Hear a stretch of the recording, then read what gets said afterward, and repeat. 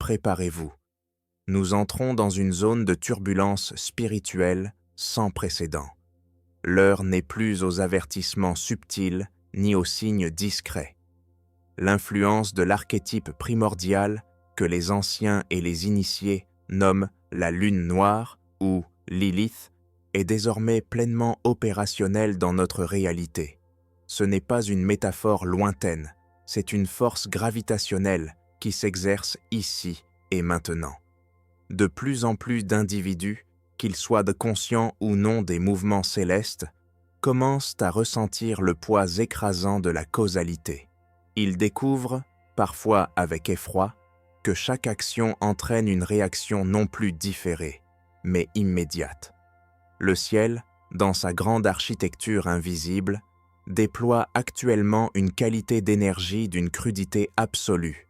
C'est une fréquence brute, non filtrée, une lumière noire qui ne tolère aucun compromis, aucune demi-mesure, aucune hypocrisie. Lorsque cette force, que l'on pourrait qualifier de gardienne du seuil, s'éveille avec une telle intensité, son champ d'action déborde largement les simples cartes du ciel ou les horoscopes quotidiens. Elle devient une onde porteuse atmosphérique, amplifiant une fréquence très spécifique. Cette fréquence ne circule pas au hasard. Elle cherche ses réceptacles. Elle entre en résonance avec la biologie, le système nerveux et l'âme de certains êtres humains qui la portent naturellement en eux, souvent à leur insu. Il ne s'agit pas ici de désigner un élu ou un messie solitaire. Il s'agit d'un phénomène collectif, touchant chaque âme dont la structure intérieure est accordée, tel un instrument de musique, sur cette note fondamentale de vérité radicale. C'est précisément là que réside le point de bascule, une nuance capitale que la majorité de la société sous-estime dangereusement. S'en prendre aujourd'hui à une personne qui vibre à l'unisson avec ce courant lilithien, c'est commettre une erreur stratégique et spirituelle majeure. Quiconque choisit, consciemment ou non, de nuire, de manipuler ou d'agresser un porteur de cette énergie déclenche instantanément une chaîne de conséquences inéluctables. Oubliez les vieilles conceptions d'un karma lent qui mûrissait sur des décennies ou se reportait sur les vies de futures.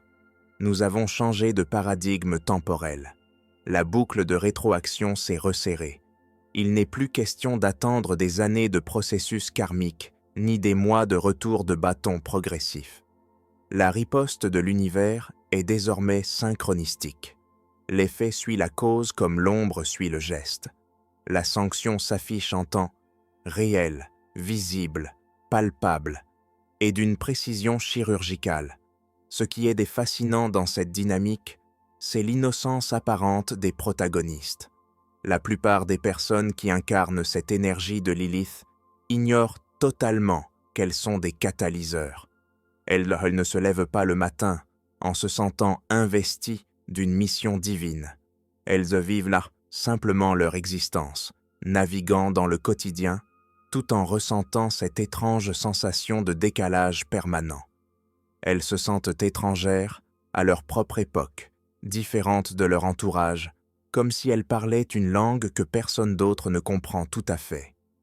Pour certains observateurs, elles semblent trop intenses, trop directes, trop honnêtes. Pour d'autres, elles paraissent insaisissables, trop libres, impossibles à mettre en cage.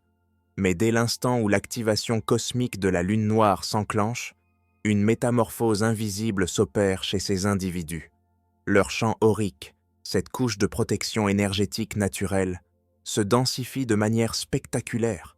C'est comme si l'intelligence de la vie elle-même tissait autour d'eux une armure de lumière noire, un bouclier impénétrable.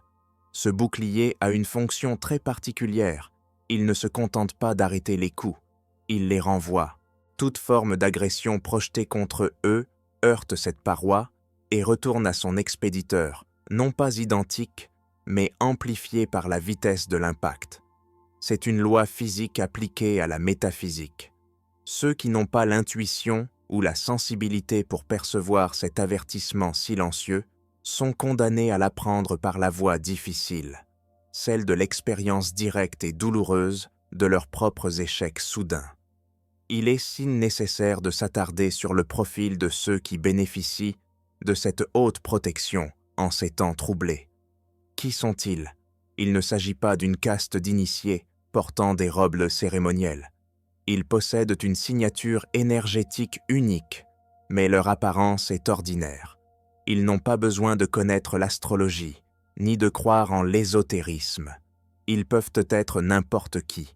Une enseignante dévouée, un développeur informatique, une artiste solitaire, une mère de famille, nombreuse débordée. Ce qui les unit, ce n'est pas leur statut social, c'est une structure vertébrale interne faite d'intégrité. Ils partagent tous une incapacité fondamentale, presque biologique. Ils ne peuvent pas trahir leur propre vérité. Même si le prix à payer est l'exil, la perte financière ou la solitude, ils ne plieront pas. On les reconnaît souvent à leur regard. Il y a dans leurs yeux une profondeur abyssale, une sorte de puits sans fond qui attire irrésistiblement certaines âmes et terrifie celles qui ont quelque chose à cacher. Ce sont des êtres de peu de mots. Ils ne meurent pas le silence par des bavardages inutiles. Mais lorsqu'ils parlent, leur verbe est tranchant. Il va à l'essentiel, il touche l'os. Ils peuvent peut-être rester totalement muets au sein d'un groupe bruyant, et pourtant, leur silence pèse. Ils occupent l'espace, ils densifient l'atmosphère. En leur présence, le mensonge devient un exercice périlleux et épuisant. Non pas parce qu'ils jouent aux inquisiteurs ou cherchent à démasquer quiconque, mais parce que leur simple vibration rend la fausseté insupportable pour le menteur lui-même. Le masque devient trop lourd à porter sous leur regard. Ces hommes et ces femmes ont traversé une forme d'initiation par le feu. La vie ne les a pas épargnés, elle les a sculptés au burin.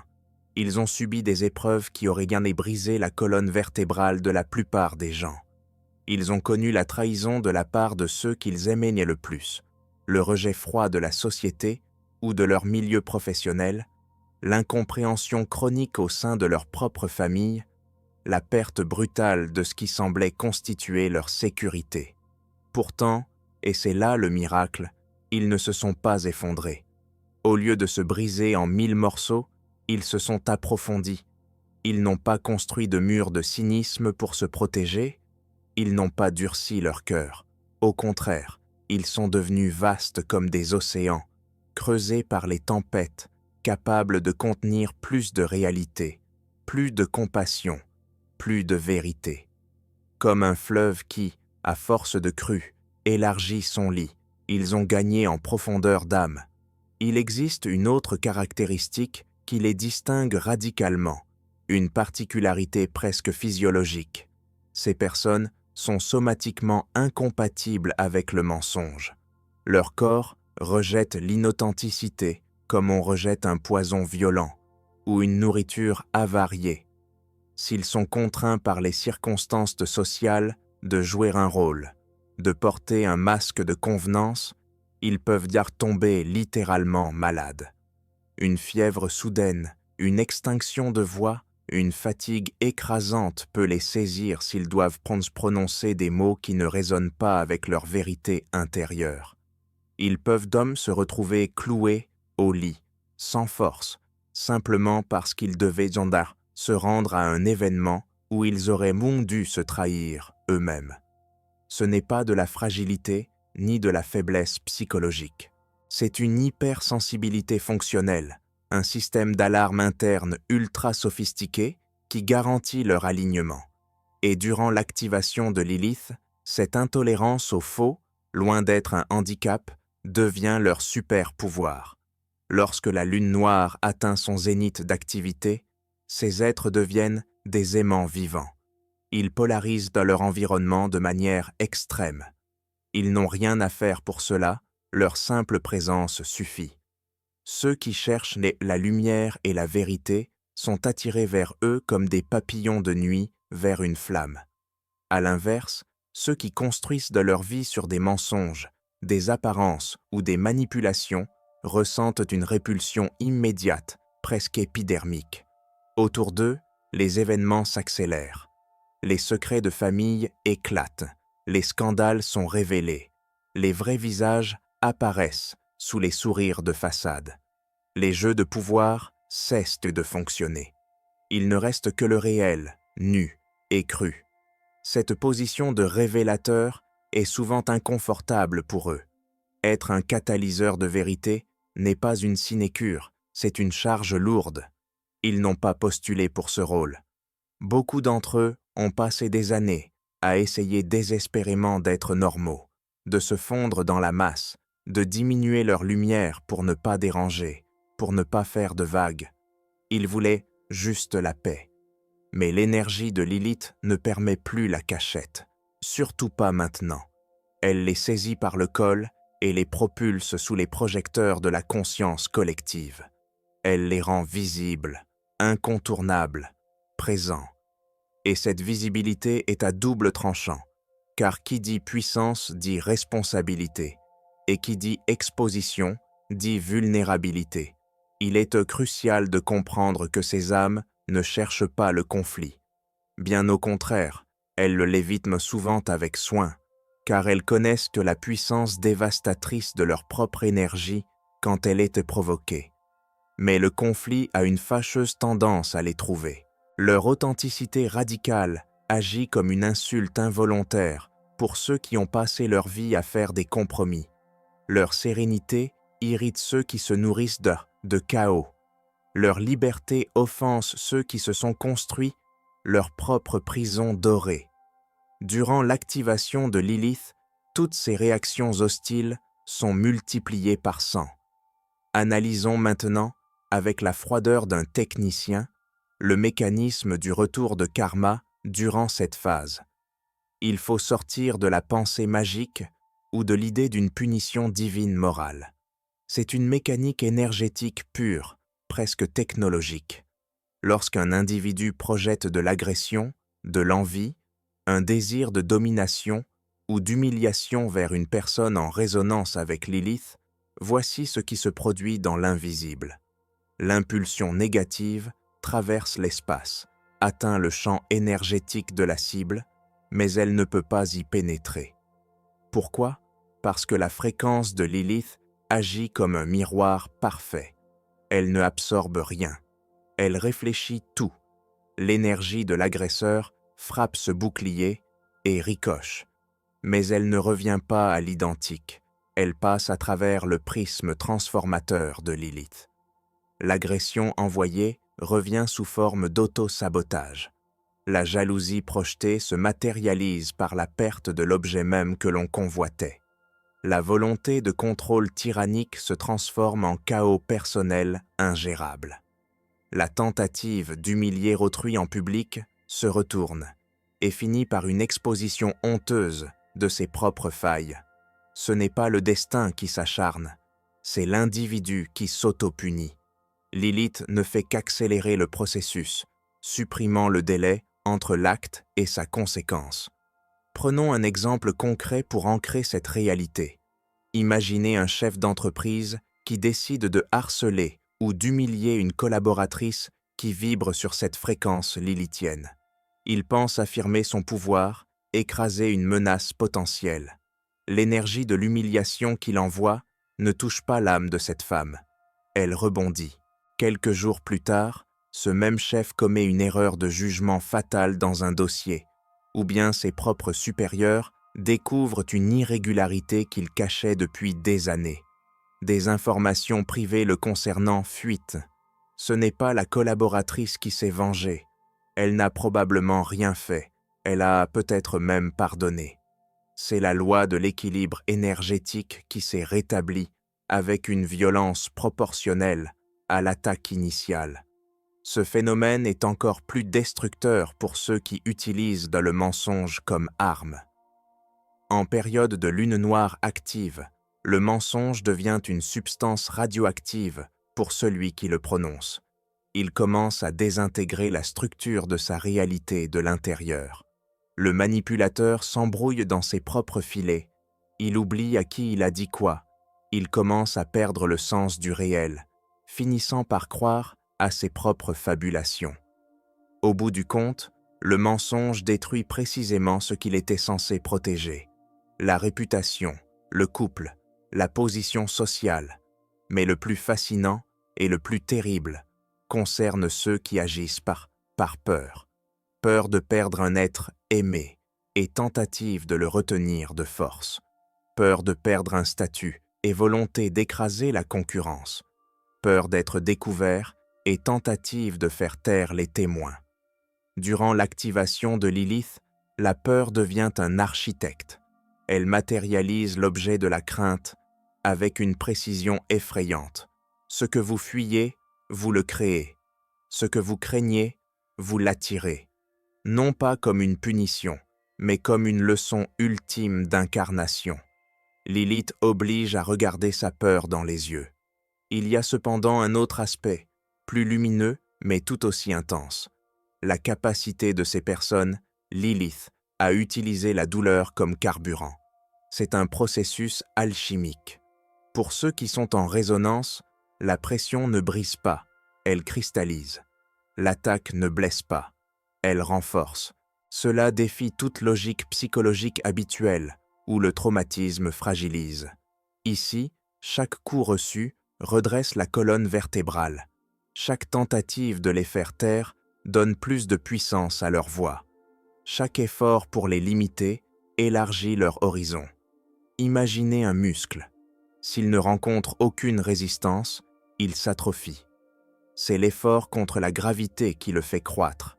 L'énergie de Lilith transforme l'adversité en charge d'entraînement pour l'âme. La douleur devient un enseignant rigoureux. La trahison devient un cours magistral de discernement. Le rejet devient le chemin royal vers la souveraineté et l'autonomie affective. Ceux qui traversent ces cycles d'initiation en ressortent transformés, comme s'ils avaient changé de peau. Ils ne sont plus les mêmes. Leur regard est différent, plus calme, plus perçant. Leur voix vibre plus bas, plus fort. Leur champ énergétique est devenu dense, stable, inamovible. Il y a une vieille maxime qui dit « Ce qui ne me tue pas me rend plus fort ». Lilith l'a réécrit ainsi « Ce qui tente de me détruire pendant mon activation me rend indestructible ». Ce n'est pas une exagération poétique. Les survivants de ces cycles acquièrent une immunité spirituelle. Ils ne peuvent plus être dupés par les mêmes ruses, ni blessés par les mêmes armes, ni contrôlés par les mêmes chantages. Ils ont vu l'envers du décor. Cependant, cette croissance exponentielle par l'épreuve a une condition sine qua non. Elle ne s'obtient pas par la lutte, la haine ou le désir de vengeance. Elle s'obtient par l'acceptation radicale et l'intégrité. Celui qui répond à l'agression par l'agression chute. Celui qui répond à la haine par la haine se contamine.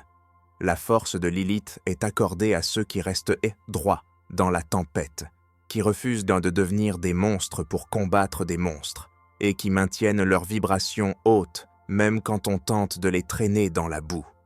C'est la voix du guerrier pacifique, mais implacable. Parlons maintenant de la conséquence la plus triste et la plus irréversible pour les agresseurs, la perte des opportunités d'âme.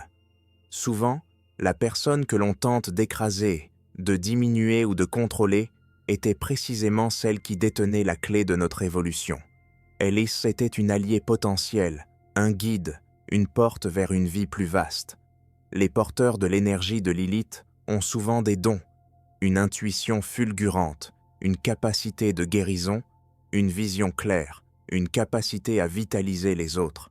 En les agressant, on verrouille définitivement l'accès à ces trésors. C'est particulièrement tragique dans les relations homme-de-femme, lorsque le masculin, ou une énergie yang mal polarisée, tente de domestiquer une femme portant cette énergie sauvage pour la rendre convenable, normale ou gérable. L'homme ne voit pas que c'est précisément cette sauvagerie, cette indomptabilité qui aurait pu réveiller en lui les parties les plus nobles et les plus vivantes de son propre être. Son intensité était le remède à sa léthargie, son anticonformisme était la clé de sa propre prison mentale. En voulant briser Lilith, il tue la muse. Il éteint le feu qui aurait pu le réchauffer. Et une fois que la porte était fermée par l'agression, Lilith ne la rouvre pas. Il n'y a pas de deuxième chance avec cet archétype. Les excuses de tardives, les regrets, les promesses de changement n'y font rien. Le lien énergétique est tranché. L'accès aux dons de l'autre est révoqué. Le drame était que la plupart des agresseurs ne réalisent jamais l'ampleur de ce qu'ils ont perdu. Ils pensent avoir simplement remis à sa place une personne difficile, sans comprendre qu'ils viennent de refuser une initiation majeure et de se condamner à rester dans la platitude de leur ancienne vie. Lilith n'explique rien. Elle ne se justifie pas. Elle ferme les portes, silencieusement, définitivement. L'un des effets les plus spectaculaires de la lune noire est sa fonction de scanner de vérité. Elle arrache les masques et expose les motivations réelles, souvent à la surprise générale. Cela concerne tout le monde, mais l'agresseur était le premier exposé. Durant cette période, chaque acte, chaque parole passe à travers un filtre de révélation. Ce que l'on pouvait autrefois cacher derrière de belles déclarations d'intention, derrière la morale ou la bienséance, devient transparent. Un individu peut clamer haut et fort qu'il agit pour le bien de l'autre, par amour ou par devoir. Mais si dans les tréfonds de son inconscient, son moteur était le désir de possession, la jalousie maladive ou le besoin de contrôle, Lilith va rendre cette vérité visible. Et le plus incroyable, c'est que l'agresseur va se trahir lui-même. Il va commettre des lapsus, avoir des comportements excessifs, dire la phrase de trop. Le masque du bon conjoint tombe pour révéler le geôlier. Le masque du bon ami tombe pour révéler l'envieux. Cette révélation ne se fait pas seulement aux yeux du monde, elle se fait aussi dans le miroir intérieur. L'individu s'est déforcé de rencontrer sa propre ombre. Il doit voir la laideur de ses motivations réelles. C'est une confrontation brutale. Il était bien plus confortable de se croire une bonne personne victime des circonstances que de réaliser que l'on est le bourreau de sa propre histoire. Lilith ne permet pas ce confort. Elle détruit l'illusion de l'ego. Ce que l'on voit dans le miroir à ce moment-là peut être le début d'une transformation magnifique ou le début de la fin. Car la rencontre avec l'énergie de Lilith, à travers le conflit, offre un choix binaire, transformation ou destruction. Il n'y a pas de voie du milieu, pas de négociation. La transformation est possible, mais elle est coûteuse. Elle exige une reddition totale de l'ego. Elle demande de reconnaître « Oui, j'ai agi par peur. Oui, j'ai voulu détruire l'autre parce que sa lumière m'éblouissait. Oui, je suis jaloux. » Cet aveu, s'il est sincère, est une clé magique. Ceux, rares, qui ont le courage de faire ce pas, de traverser cette humiliation de l'ego, reçoivent en échange une puissance nouvelle. L'énergie de Lilith cesse d'être une ennemie pour devenir une alliée. Ils intègrent leur propre ombre. Ils deviennent entiers, réels, puissants. Mais la majorité des gens refusent ce chemin. Ils choisissent la défense, la justification, la projection. Ce n'est pas moi, c'est elle qui est folle. Je n'ai rien fait de mal. C'est lui, le toxique. Chaque justification est une brique de plus dans le mur qui les sépare de leur âme. Chaque déni est une perte de vitalité.